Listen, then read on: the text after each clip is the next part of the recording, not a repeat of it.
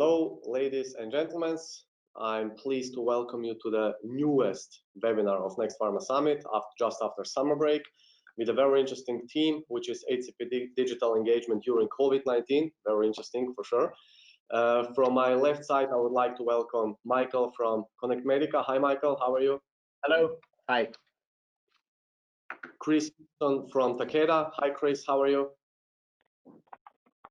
Good morning, Dario. I'm fine, thank you. And Erasmus Hall from MSD. Hi, Erasmus. How are you? Hi, I'm good. Sorry for the non-webcam. I'm working on it. No worries. Great. So let's start with this very interesting theme. But before we deeper in terms of the questions itself, I would like to pass the stage to Michael, who can share some very interesting insights related to the COVID engagement solutions, right? Please, Michael, the stage is yours. Thank you, Dario, and good morning, everyone. As part of the opening remarks, I'd like to share with you the 3 years of the deployment experience work that we have gathered deploying innovative communication tools among top pharmaceutical clients across the globe. The research that you're about to see is based on the actual data. It's not a declarative research, rather the actual results that we've gathered through those deployments. Dario, if we could go to the next slide. Looking at things from a technology perspective, some of the key things we need to keep in mind, certainly the smartphone is the new primary device. Make sure that your content is ready for that. HCPs are accessing content via mobile devices more than their desktop or PC computers. Use of video communication, convenience in consuming the content. People certainly prefer watching a video content over going through text. And finally, the use of uncrowded communication channels. What we have seen during COVID is that a lot of pharmaceutical clients have relied on email as a channel of communication. Certainly, as a result, email became overcrowded, and there was an overabundance of emails delivered to HCPs and finally online meetings. I'll talk about uncrowded channels of communications on the next slide. Here you can see an example of a deployment that we have launched to a top 5 global life science company, a deployment of our innovative communication tool in 14 countries across the EMEA region. And with that graph, I wanted to showcase a use or delivery of our service via traditional email and a text message. You can see that the use of text message and delivery of video message via text message generated 5 times higher the results. So it's certainly that use of uncluttered communication channel. Please. Yeah, if we could go to the next. Dario? Yes, perfect. Please. The other aspect of communication, which is very important, is that it should be based on 3 principles. The relationship, content delivered to physicians, should come from the source that physicians are familiar with, whether it's representative, MSL, or a well-known key opinion leader. The context plays an important role. A physician needs to understand why they're receiving that message. And then finally, the value of the content being shared. Here with this slide, you can see an example of the relationship, how important role the relationship plays in the process. Yeah, can you hear me, Dario? Yes, it seems that GoToWebinar is having some issues, so I apologize in advance. Some things I can't hear yet. Okay, please. Next slide. So if we could just stop for a moment on this slide. So in terms of the relationship, you can see that an example of a physician who was activated directly by their field force. This is an example of a 10 top global pharmaceutical company, a deployment here in Europe. We are able to achieve an engagement rate of 63%. If you were to compare this to a content delivered by a top 3 global pharmaceutical firm to a cold database with no activation of HCPs, you can see that engagement of 11%. So certainly the relationship plays a crucial role. And Dario, if we could go to the next slide. Okay, next slide. Yes, please.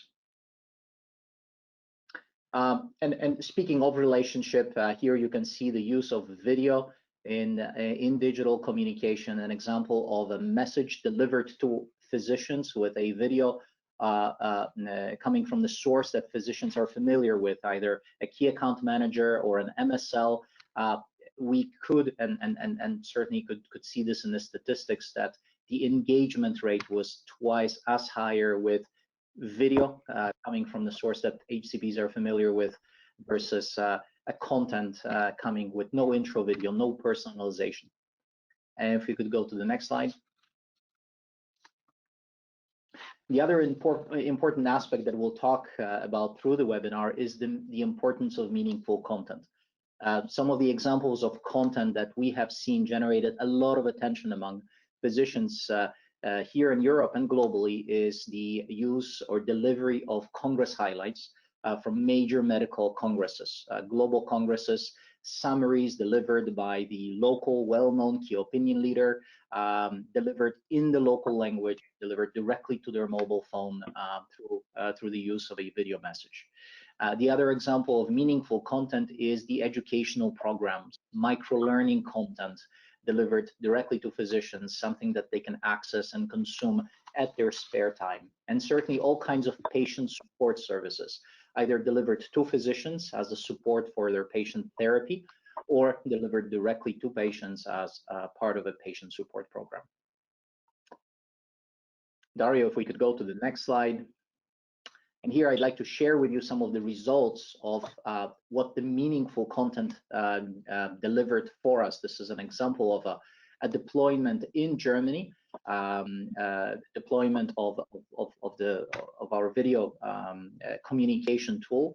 And the graph that you can see is the collection of e-consents.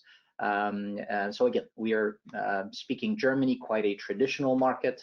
Oncologists, with the use of innovative content, we were able to gather up to 1,800 e-consents, 1,800, nearly 2,000 mobile phone numbers of oncologists gathered in Germany based on the promise of delivering video highlights from important medical oncology events. So again, you can see how that meaningful, insightful content, how important role it plays. And the last slide will showcase, Dario, if we could go to the next slide, showcases the HCP engagement and services. With Congress highlights, we were able to achieve an engagement rate.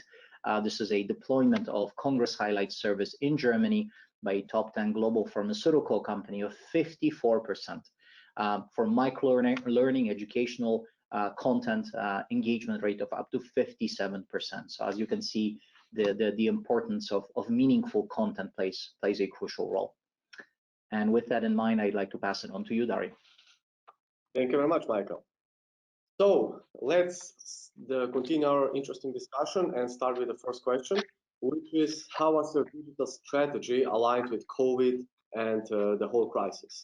Maybe we can start with Erasmus because you suppose have done a very interesting kickoff call, and Erasmus can definitely share some very interesting insights about that. Erasmus?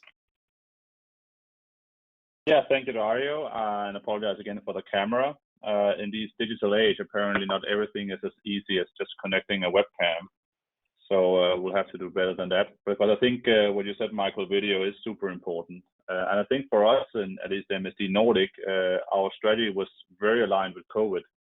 Not saying that we knew COVID would be coming. We didn't know that at all, but we knew the change is constantly coming. And I have this thing about the new normal that I'm not a huge fan of it, because I think there's always something new. There's always a new normal coming. So the strategy we made end of 2019 hasn't changed much. We did accelerate within webcasts and webinars, and again, the importance of video and personalization.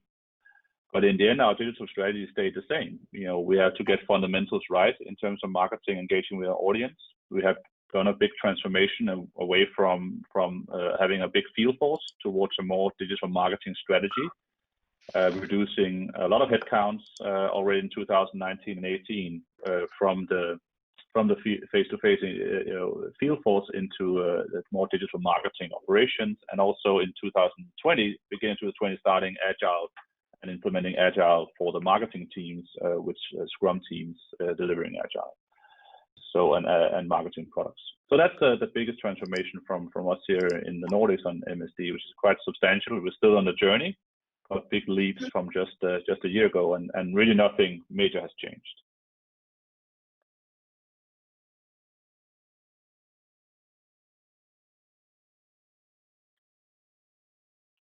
Did we lose Dario's audio maybe? Dario, can you hear us? Yes. Go to webinar is really acting very strange. Okay, Erasmus, are you back? I've been here all the time. I think we lost you, Dario. So. Okay, great. I really don't know what's happening with Go to webinar. Never experienced this. Chris, would you like to continue on this interesting question? Cool. I mean, actually, we're very similar, I think, to where Erasmus is. That the surprise of COVID was the same for everybody. But what has been very reassuring is actually our approach to digital strategy, personalized care, and the plans that we built that were pretty aggressive towards the end of 2019 haven't changed. That's the positive message. What is important is how we kind of adapt to the new environment that has meant some of our usual human elements that would have been driving that strategy forward. We've had to change that approach, obviously, but we're not unique in that situation. So while our strategy remains on track and remains exactly where we expected it to be, and our milestones have stayed as those per timelines, how we're actually implementing and how we're engaging with people has very much had to move to the remote world. And we've had to think about how to get the best value out of those aspects. And like everybody else, it's moved into that environment of using online forms, video as much as possible. But I think it's also important to highlight that there are some traditional, maybe seen as analog solutions in today's digital world, which are crazy ideas like picking up the phone and talking to your customers and talking to people, because you still have that human element. And very much as Michael was saying, who that call comes from makes a difference. And we're able to continue the engagement. And often that's what gets people to the virtual environment to have a more detailed discussion and share more information, was that personal approach to start with. So the intro, really a critical step, I think, as well. Thank you, Chris. Michael, would you like to proceed? Sure. What we are seeing is that companies during COVID were relying mainly on two communication channels. Lots of emails being delivered to HCPs, lots of online meetings being set up. At first, we could see that HCPs were quite receptive to those online meetings. That has changed over time with the overabundance of online requests. We have also seen that companies started looking for alternative communication channels, for the ability of delivering content through an uncluttered channel, being different, differentiating themselves from competitors. When deploying those innovative, novel channels, we have certainly followed some rules and set up some certain guidance in place, so-called operational model, to ensure that companies can clearly benefit from that new technology. Those include designing a service that is meaningful for HCP. So no matter what the channel is, that meaningful content plays an important role. When deploying a new communication tool, such as the tool that we are deploying, the training of representatives plays an important role, addressing the question how to properly address or deploy the channel. Proper activation of HCPs. Here, a relationship plays an important role.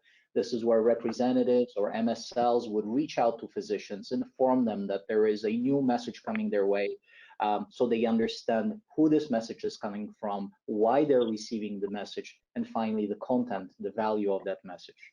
Delivery of the service, certainly delivering it via uncluttered communication channel, content that can be easily accessed by HCPs, and last but not least, that retrospective analysis. So those are the key 5 elements that we've put in place to ensure that whenever deploying a new communication channel in times of COVID, it's a success.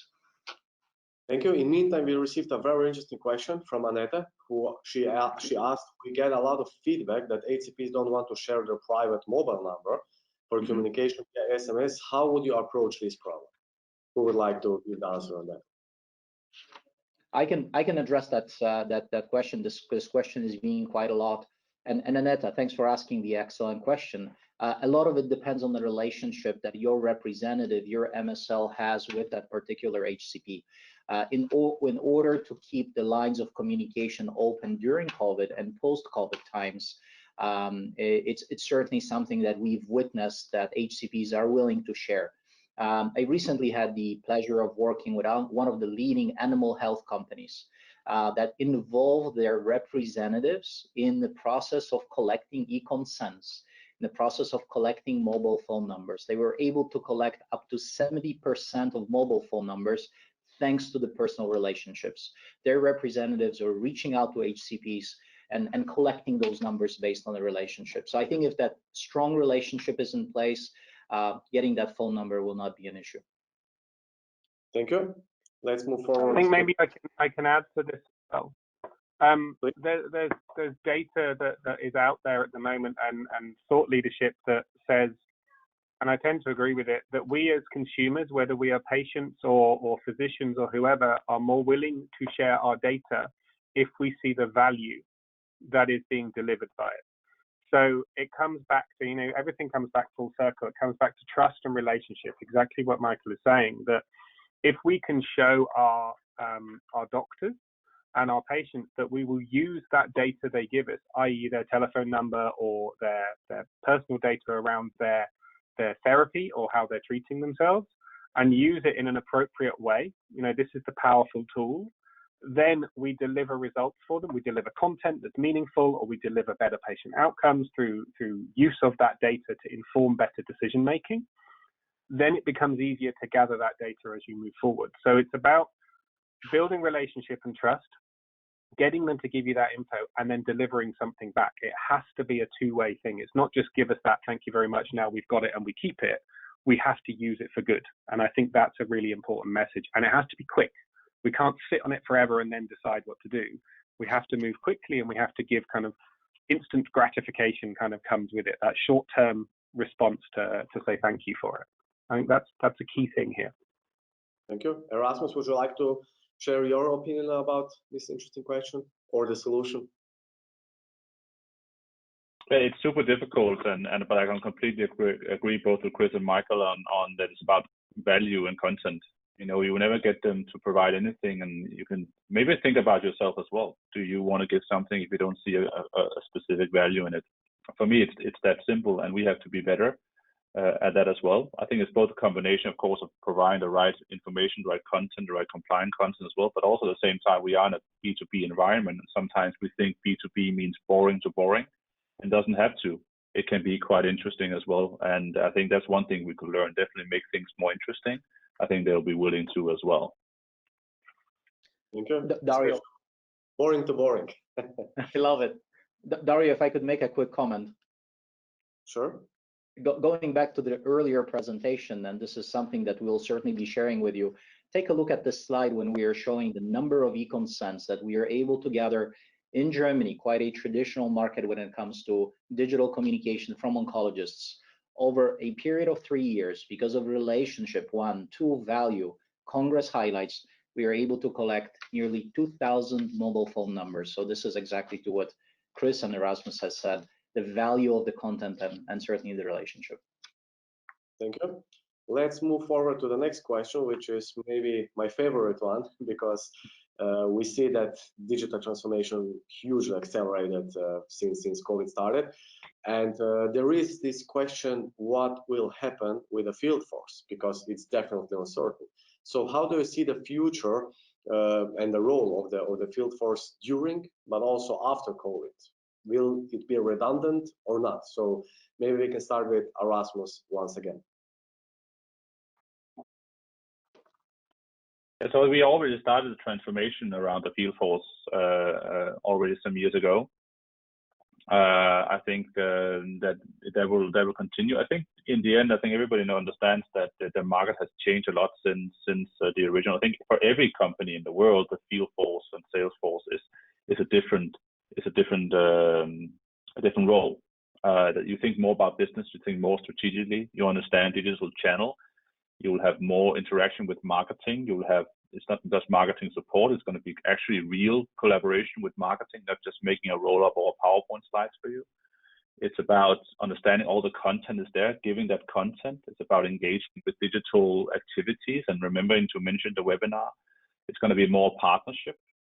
We also have to understand that the customers doesn't always see our internal silos and our internal organization. They see someone from the industry.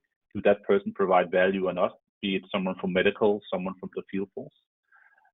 So it's a very different role. It's a role that has expanded a lot, like the marketing role of the past has expanded a lot to be able to have an overview of everything. The sales role has the same. Embracing digital channels. I don't think they can be, they don't need to spend 80%.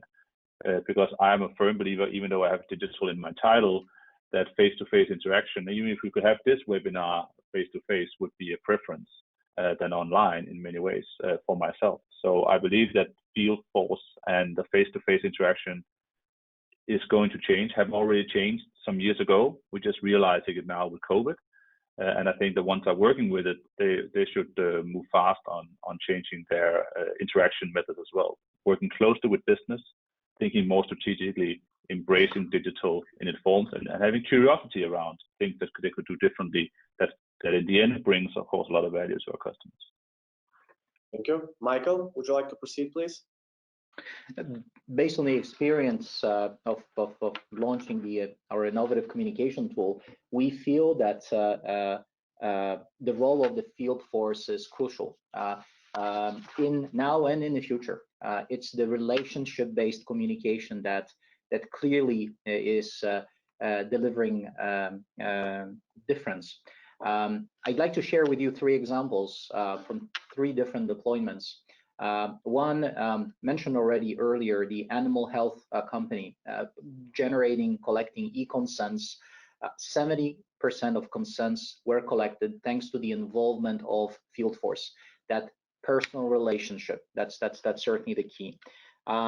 Engagement of physicians in digital communication.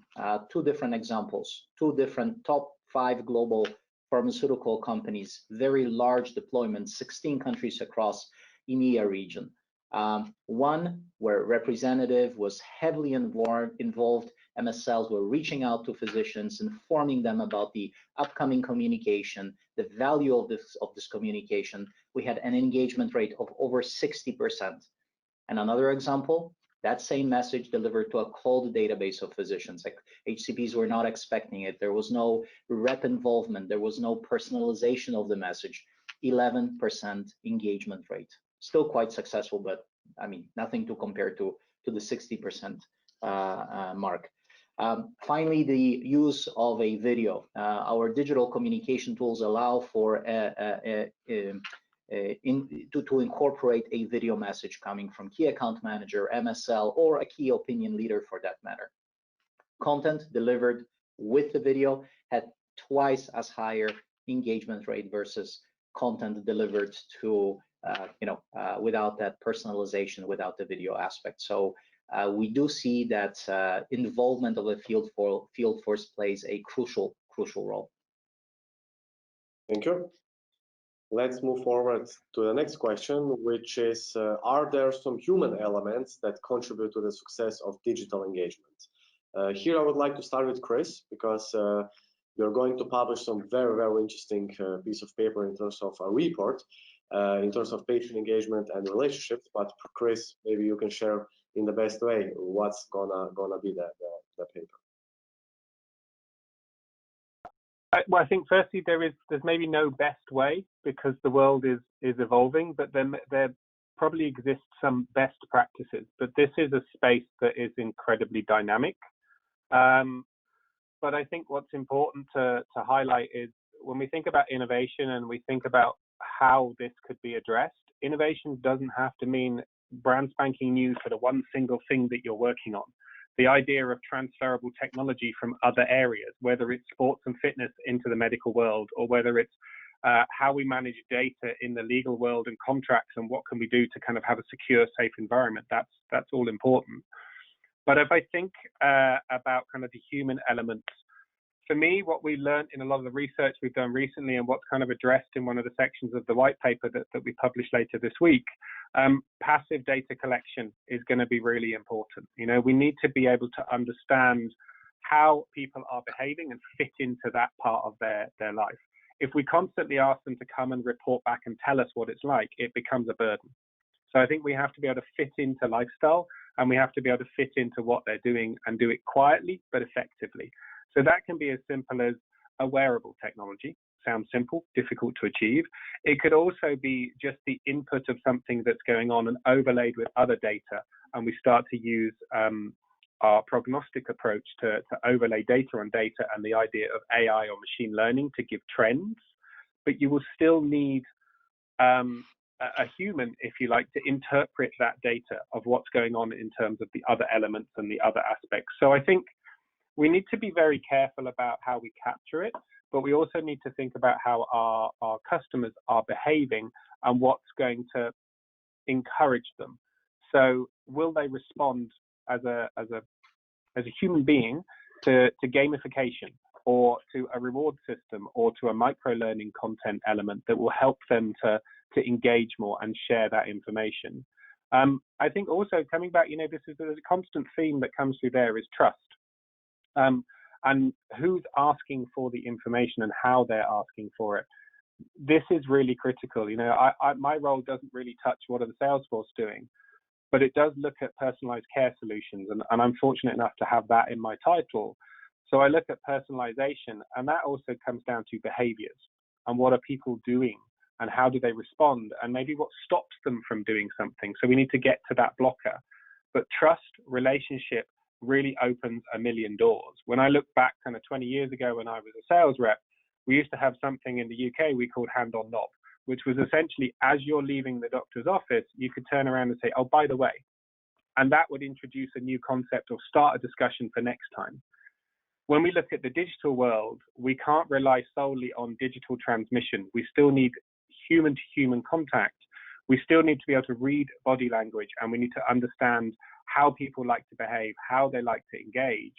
And then we can use that, and we can enhance it with digital solutions, and we can enhance it with a more personalized approach for that person. So it engages them in the way they want to engage, but it gets the information that we need so we can come to better solutions and better prognosis, therapy decisions, ultimately better use of drugs to solve problems for patients, but also maybe holistic solutions that can meet their greater needs rather than just drug therapy alone.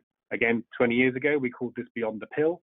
Now we call it kind of holistic ecosystems of care, and it make it sound very grand. But again, they're very similar aspects. The world kind of comes around it in different ways. But for me, I think we need to understand how we collect the information. We do it in an integrated, seamless way, and we use it intelligently. That message again from earlier: use it wisely, use it smartly, and deliver something of value for people.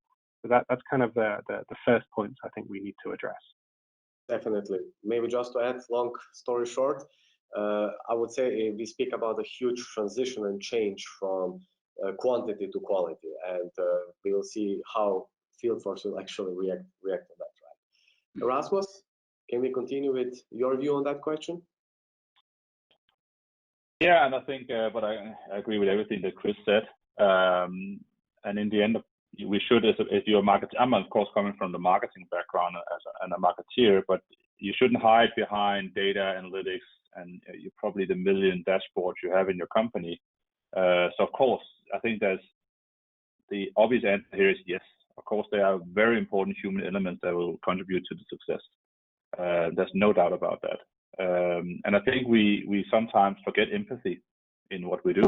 We sometimes forget personalization, and we sometimes forget that people that are sitting at the other side and they have life and hopes and dreams, and they have an everyday life, and sometimes they will maybe want to connect with us at a time that's not convenient for us. maybe that's not always 9 to 5, and do we then think really about the customer focus there? Can we enable that? And maybe it's a chatbot, maybe it's something else. But I really encourage that you have to think big, but you shouldn't forget empathy in everything you do in terms of digital. Again, it shouldn't be digital sales and marketing. It's really sales and marketing in digital world, and never forgetting empathy. Thank you, Michael. I very much thank you, Dario. I very much concur to what Chris and Erasmus had said. I think the human aspect plays a very important role. This is why in the communication that we have developed, we are incorporating that video element, that intro video, even if 30 seconds, coming from a source that physicians are familiar with, whether it's representative, key account manager, or an MSL. In vacant territories, we are delivering a short intro video from a well-known key opinion leader. Again, the relationship plays a crucial role when it comes to digital communication. Think about receiving a message from a brand that you're familiar with, but the message is coming from a brand that's coming from company. It is personalized, has your name on it. Now think about that same message delivered by a representative whom you know, whom you trust, whom you have that business relationship with.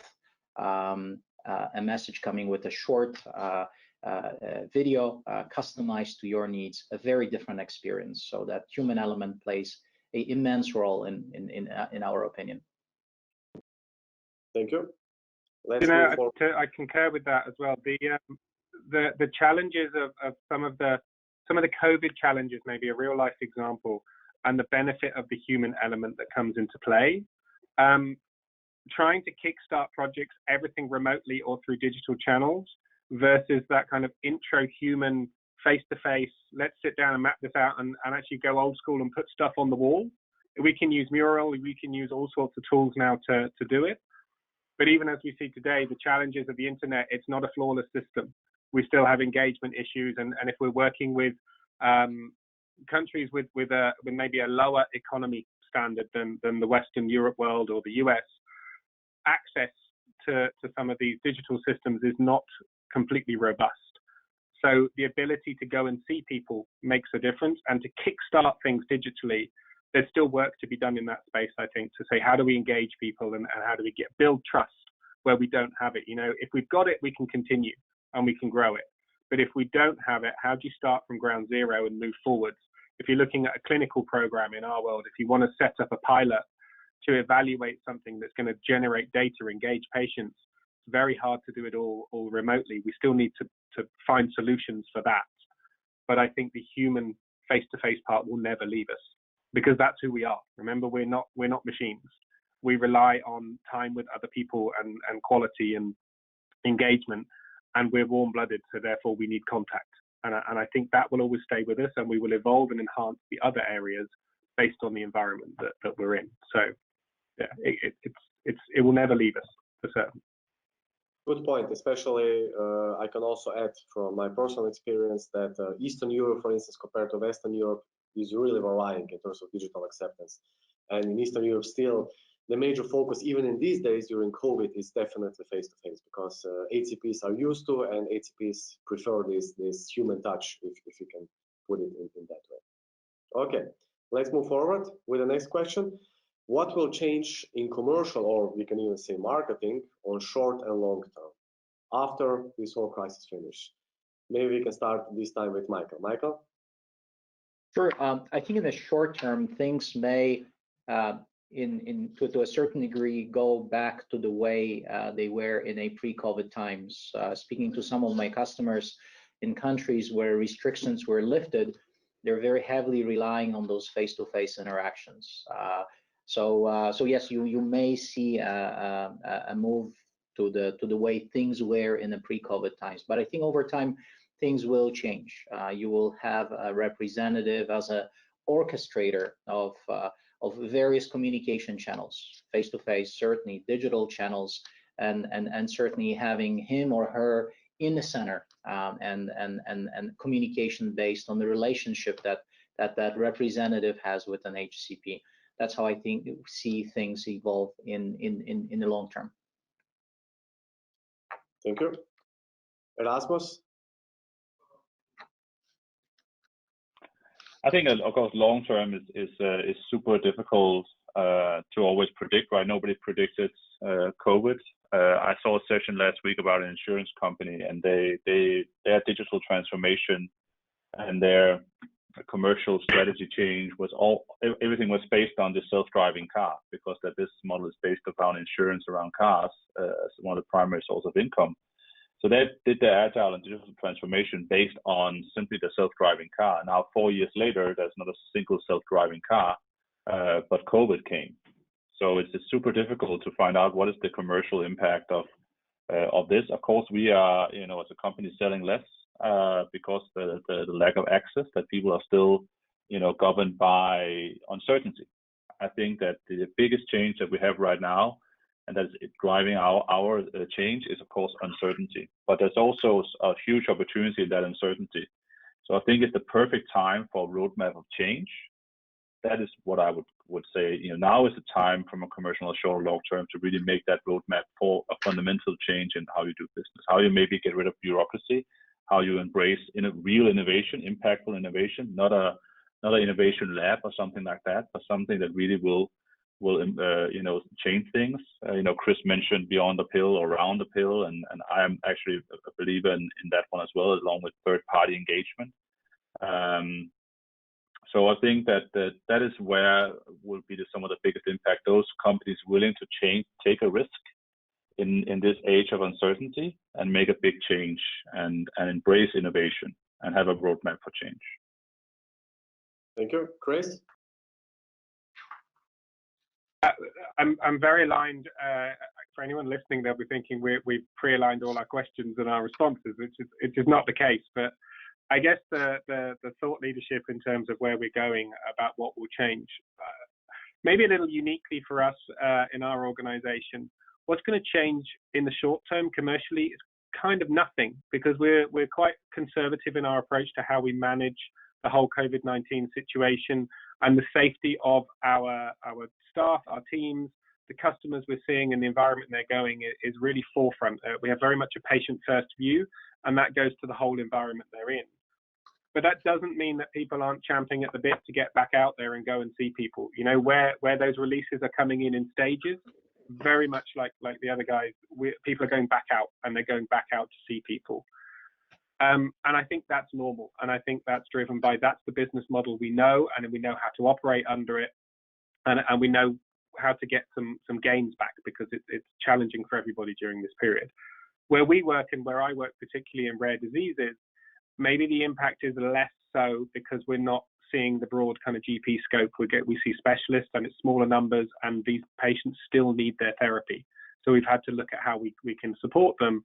And actually, we've probably taken some advanced steps in the remote care element that's helped us to achieve that, which is very positive. But where are we going long term? I think that's where we have the opportunity now to take a deep breath and really be a bit more visionary and think about how we change our model. Now, we don't have in rare diseases big sales teams. We don't have a big footprint in each country because it's small numbers, so we're able to key account manage and deal with centers of excellence. But I think we will do very much, as everybody else is saying, is we will think about what we want to offer and what the mix is. I really like the comment around the key account managers will manage their communication channels, and they will optimize them as best as possible.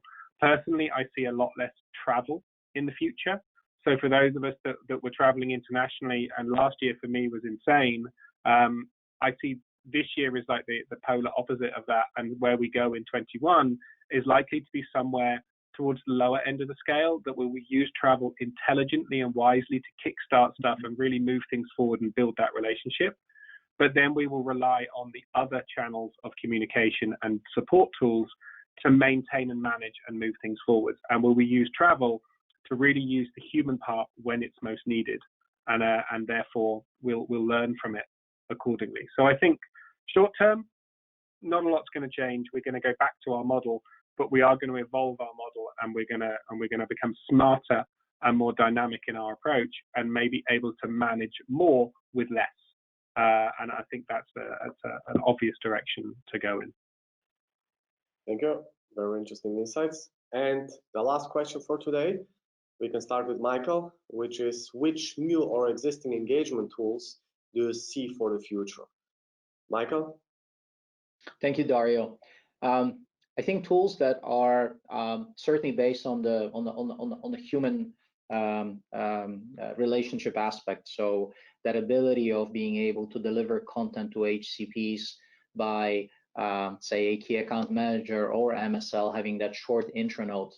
And ideally, a content that can be delivered via uncluttered communication channel, clearly differentiating pharma from email as a main source or a main tool for communication with HCPs. Certainly, the quality of content will play a crucial role. Content being shared, I mentioned the Congress highlights, delivery of summaries from major medical events, educational content being shared with HCPs, all kinds of patient support content being shared. I think HCPs, especially during COVID times, are looking for valuable content in terms of the type of information being shared with them. The ease of accessing content will also play a very crucial role. The fact that there is no technology barriers such as plugins that HCPs are required to download, passwords to remember, having information on their mobile phone and being able to access it at their convenience. And yes, that other point, being able to access content at their convenience, I think that's also a crucial element. Being able to access content on demand and view it at their time, not necessarily at the time when that's one of the key differences between online meetings where physicians need to be present at a certain time, not always available for them. And as mentioned earlier, mobile phone is that primary device, so we need to make sure that whatever is being communicated to HCPs is ready for that. Thank you. Chris? We can't hear you. Maybe there's a bit of a delay. Yeah. How's that? Am I back? It's perfect. You are back, exactly. Okay, this is good. Sorry, sound disappeared, so I had to switch devices. So I'm to my laptop. Technology in action. I guess we're still. This is proof that we don't have everything fully operational. So I missed, unfortunately, what Michael said. But for me, kind of what I think it's about fitting into people's lives. I don't think there is one solution, but for me, I'm a big fan of finding solutions that already exist in other areas and looking at how we can transfer it in. I think that's really important. There's an example I often give around, we talk about integration of activity tracking into all things health, and we must know how many steps people are taking. But actually, how do we do that? If you connect to Apple Health, for example, or Google Health, and it's on someone's phone, doesn't necessarily mean you're going to get the information you want, because they could leave it on the table and go somewhere. So do you need something that fits inside their shoes, an insole into their shoe that captures that data, that measures step length, it measures a lot more information. So rather than just the number of steps, for example, it's actually the quality of the step, the weighting of the step. Is there a gait issue? Can you pick up triggers to say that there's a limp or something coming in? But I think that's the important thing, is look for stuff that already exists and proven and bring it across into our environment. We don't have to reinvent the wheel. We can borrow one from someone else and repurpose it, and that will give us a validated known system that we can rely on. And look at how we fit it into people's lives. I completely agree. Mobile phone technology is going to be at the forefront of stuff. If we look at our kids, my daughter is 4, and for her, picking up an iPad or a phone and flicking it open and going to where she knows the games are that entertain her is completely intuitive. At the opposite end of the scale, we have the older population that have struggled with laptops because it seems complex, but you give them an iPad and they're off like a child in that way. They learn intuitively.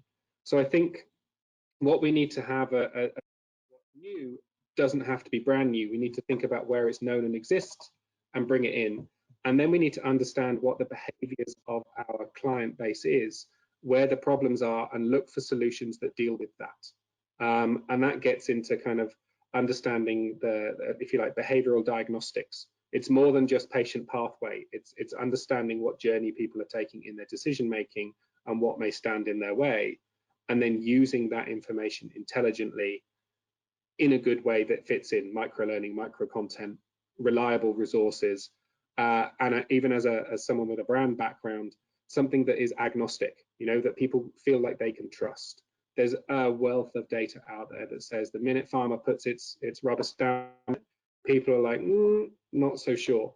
So they want to go to something that they rely on. So connectivity is going to be important, which gives us relevance and agility to meet the needs of our audience at the end of the day. If they don't like something and they want to stop using it, we shouldn't be hammering a square peg into a round hole. We need to kind of stop as well, and we need to be able to move along to the next thing. So keep looking forwards is going to be an important thing to make sure we've got new engagement models. We can't have the same thing for 20 years again. We're going to have to evolve and change and work with what the next generation want to work with.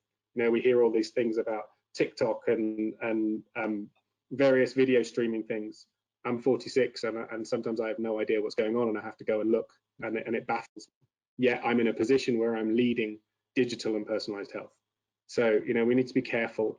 We don't try and put solutions out there that suit us. We put solutions out there that suit our audience and speak to them accordingly at different levels. Definitely. Yeah.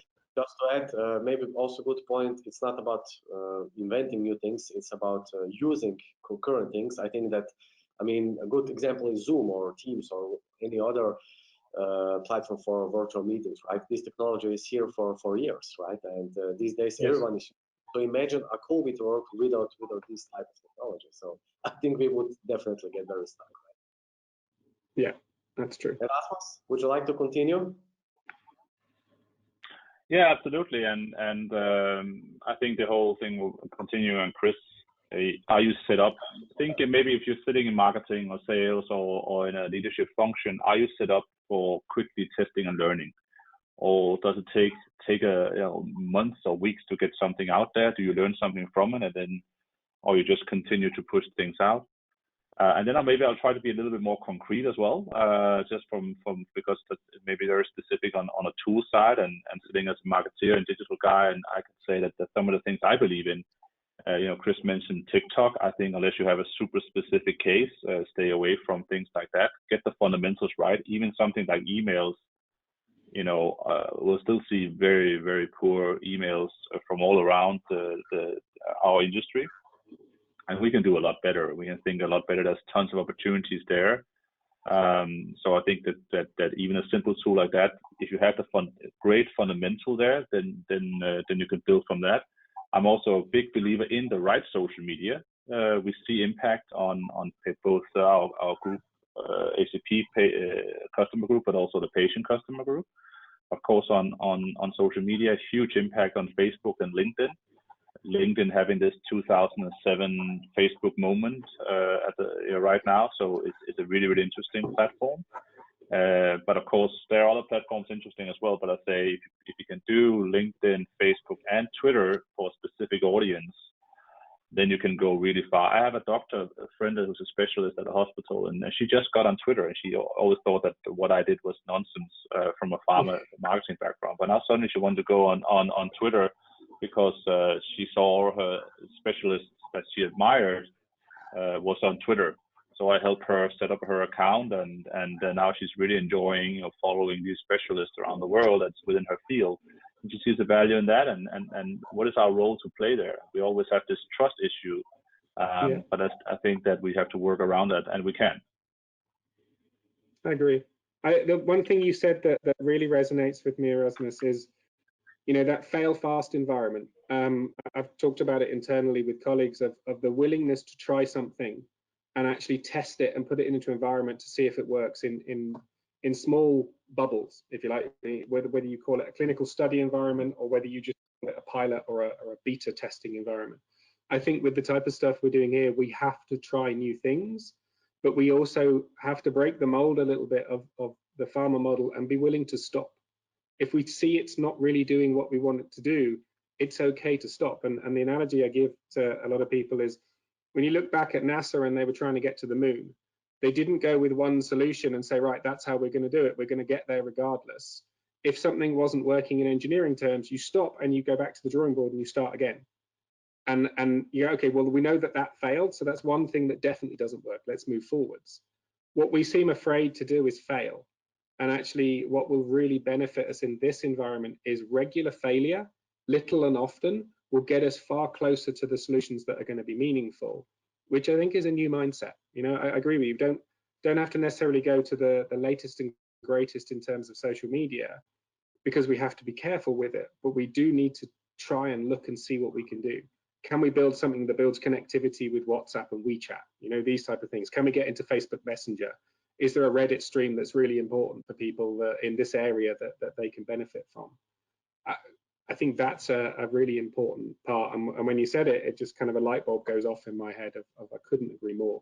Try it, fail, move on, correct the course, keep going, know what your strategy is and where you want to achieve. But it's okay to say that didn't work. Maybe good question. Every day. Sorry to interrupt, Chris, but maybe good question. How long can you fail? Because you know that many activities actually you need to do it a long term, at least for a couple of months, or at least for a year. So what's your opinion about that? How long can you fail? I don't know if there's a fair answer. We could give examples across the world of constant failures, but they're constantly moving forwards. You know, we're constantly looking for solutions to cure diseases. Gene therapy is a great example, and we saw the news about one of the companies out there that the FDA gave them a complete response letter at the moment saying it's not ready. You know, that's a failure, but on a journey. They're not giving up. You know, it's okay, so fine, we need to go back and get more data. In other environments, you see failure regularly. You see the sporting greats fail all the time and keep coming back and doing it again. In politics, constant failure is going on, but it's like a succession of failures gets you closer to the end point. Brexit's a great example, I think, of that for those in Europe that see it, and it's never-ending story and how it works. I don't think there's a time zone. I think it's the environment or what you're working on. If that thing you're working on has a time point when it stops being relevant, then you give up, you know, but you find your way through. Every case is unique. I don't think there's a set time, unfortunately, or fortunately. No, if I can comment on it as well.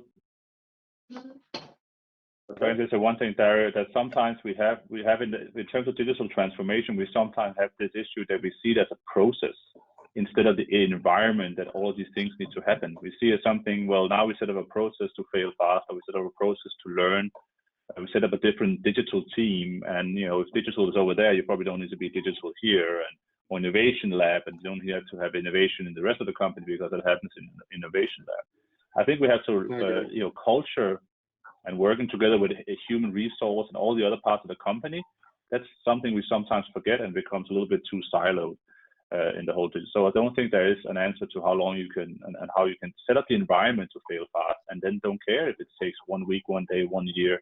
In the end, as long as you have the right environment, because people will figure it out themselves. Definitely. Thank you. And Michael, for you, the same question. Sure. Working with different clients, we've seen different clients trying out different approaches. Often it's a period of 6 months that they are deciding for to pilot a solution, to identify a country or a region, and then based on those results, a decision is made whether to continue with the solution or after 6 months it was a lesson learned and the decision is made not to continue. But I would say from an actual length perspective, that's sort of the most common approach. Thank you.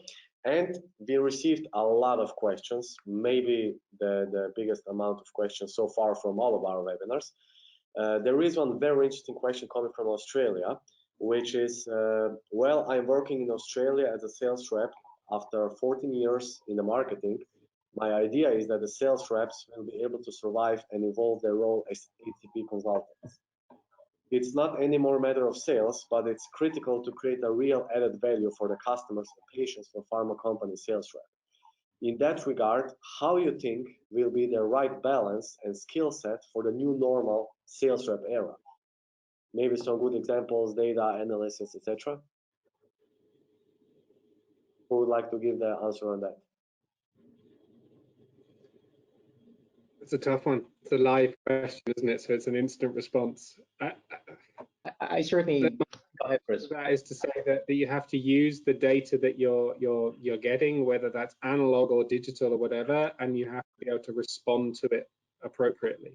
I know that's a vague kind of nothingness of an answer, but I think we're going to have to interpret every decision individually. I think the sales rep of the future is going to have to be dynamic in the way that they respond to each case individually, which actually doesn't mean that they don't do that now. You know, many of us started in that world and kind of cut our teeth by learning how to engage people and behaviors.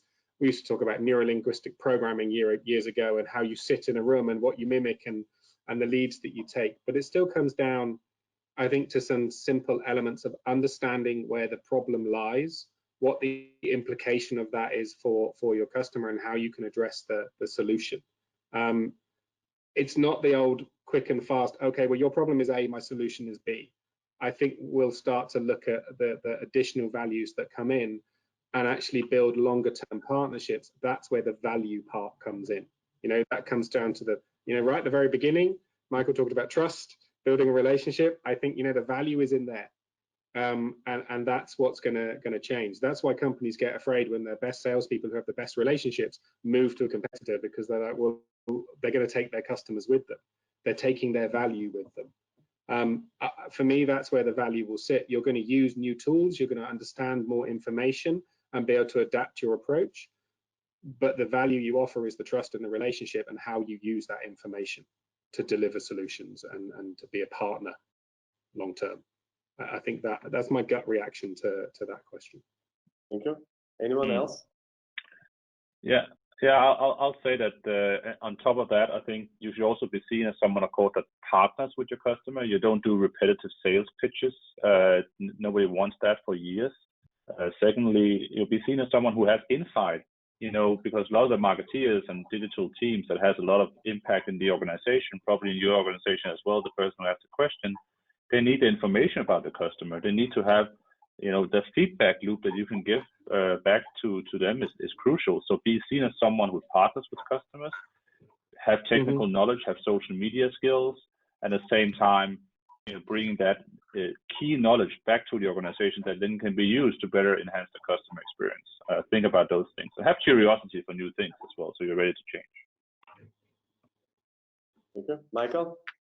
I very much concur to what Chris and Erasmus had said. One of the things that we have seen also is the importance of flexibility when it comes to the use of novel digital communication solutions.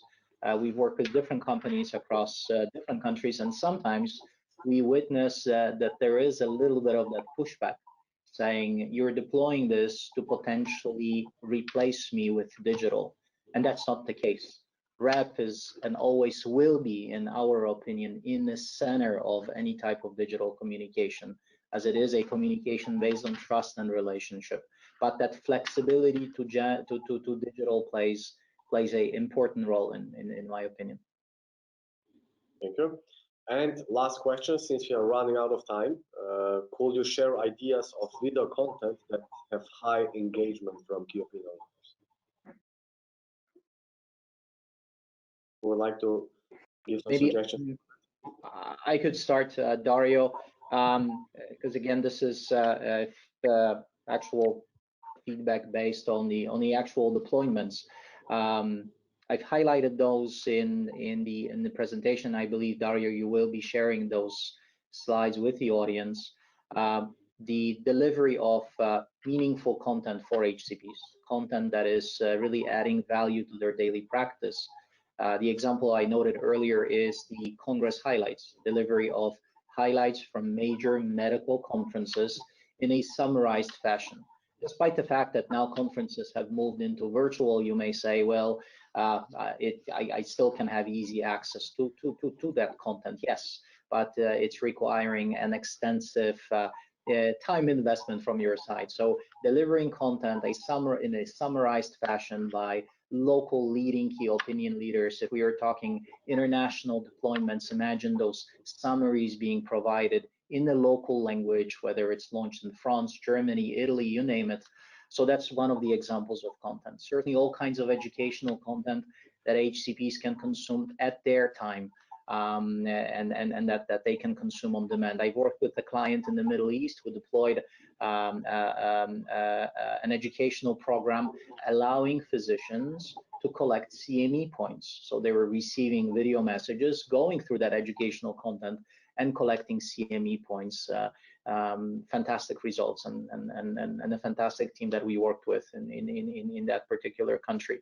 All kinds of content supporting patients, patient therapies, all kinds of patient support programs as well. That's yet the third type of content that we've seen delivering results. I did mention also earlier the importance of differentiating yourself.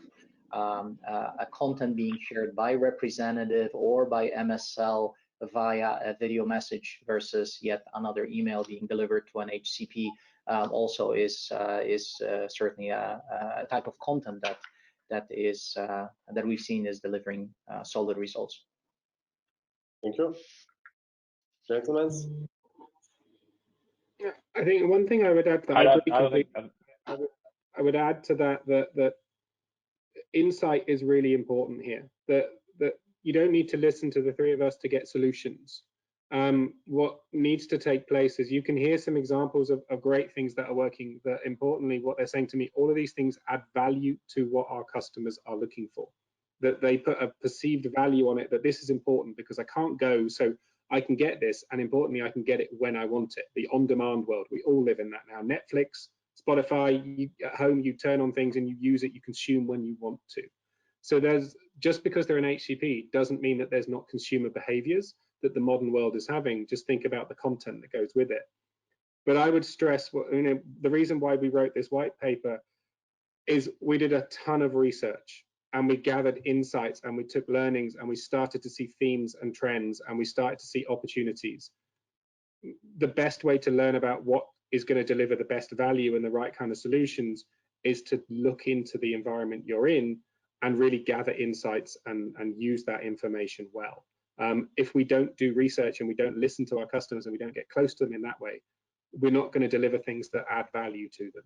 What delivers value in the cardiac world could well have zero value in the respiratory world or similar in other areas. So really, insights, get close, listen, and then provide the solutions off the back of that. There are answers out there that will meet, but you need to have the right solution and personalize your answer for the person that you're talking to at the end of the day. Thank you. Erasmus? I don't think I have much to add. I think Michael had some good one. It is the usual content that still is highlighted. I would just maybe add one thing. Think about how you deliver it. Think about new ways of delivering. Michael also talked about video. Video is super important for us as well. Do much more of that. Break it down, micro content. Think about different channels. But it's still fundamentally the content topics are still the same as they've probably been for quite a number of years. I do think that there are some more interesting topics coming. The support materials to directly support them with the patient is something where we can do a little bit better. Although I think Michael highlighted very well. So not much to add. And sorry for not being on camera, but unfortunately my company-approved laptop wouldn't allow me. So I apologize to everybody about that. No worries. With that thought, I would like to thank you all for taking part in this extremely interesting webinar, which will also be published on our YouTube channel. And until the next webinar, stay negative and in terms of COVID, right?